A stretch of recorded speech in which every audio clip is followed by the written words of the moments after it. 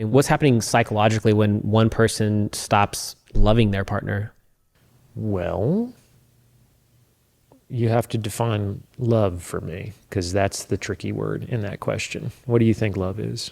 Look, I think depends on the person, but I think for some men, let's just say hypothetically, right? It could be, the physical went away slowly over time. There was attraction. They first met. It's like when you're dating someone and you text the girl the eggplant emoji and she texts you back, and then it's just boom, it's on, versus that same relationship, let's say 3-5 years down the line, when the same guy, same girl, you text her the eggplant emoji and she texts you back, "Oh, you're disgusting, get away." It's like, what's changed? Well, what's changed is her attraction. Everything that you do is perceived through a woman's lens of attraction. They're much more likely to be attracted to their own projected fantasies than the reality of who you are, no matter who you are. The fantasy is always better than the reality. That's what makes it a fantasy, right?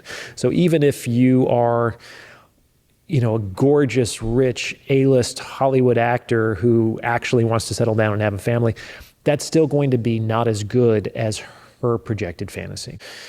And so if the eggplant emoji isn't working like it used to, that could be a canary in the coal mine, in the sense that for whatever reason, and there's always reasons, we don't always know them, but there's always reasons, that woman's attraction for that man has decreased significantly. Maybe all at once, but probably more likely slowly and gradually over time. Women are more loyal to their feelings, and men are more loyal to their commitments in relationship, which is interesting because neither one of them are technically loyal to the other person. And this is important. This is very important. The fourth L of the masculine gaze is, can I love her? Now, hold up. What do you mean by love? Because I'm going to tell you what. I always remember what an elder told me and a buddy when I was a teenager about love. He said, "What is love?" And, we giving all this biological stuff. He said, "Nah, it's tolerance, it's acceptance, it's responsibility." He giving us all this other stuff. So that's how I always looked at it. I never looked at it from a place of, oh, she's so beautiful and stuff. Now, what do you mean by love exactly? When I talk about love, I only got 3 words. 3 words for you. Okay. When we ask about my position on that. God is love. Okay. When we talk about if I can love her, when I refer to a woman's faith, when I refer to a person's faith walk, and what they have come to know about universal spirit, the higher frequency, however they want to classify that which we refer to as God, I always say that she must see God in you or recognize God through you. When I say that I love a person, I am honoring them at the level of the self.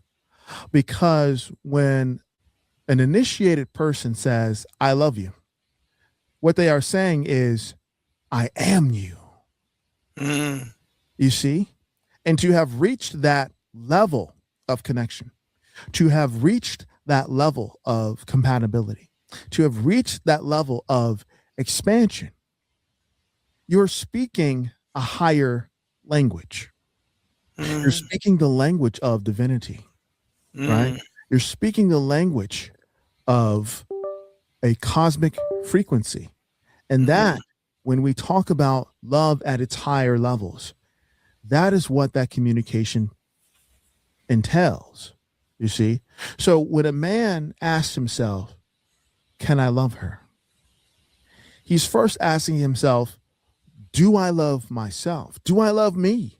What does that mean for me to love me? I take care of my body. I keep my mind sharp. I celebrate my spirit. I take care of those with whom I have connections and involvement with, and that I honor. You see, All of these are expressions of how a man loves himself.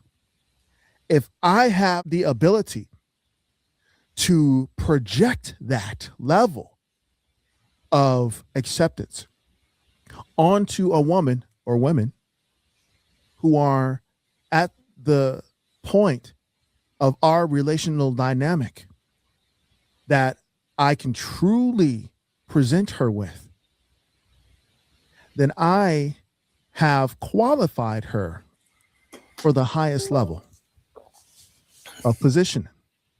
And that highest position on a player Maxwell OG's roster is First Lady. And like I said, the highest level of expression of love from one to another is to treat them as they would themselves. So if I am watching out for my health and well-being, I'm going to watch out for her health and well-being. If I am allowing myself to have a spa day or me day or day to rest, relax, and to recuperate, I'm of course going to facilitate that for her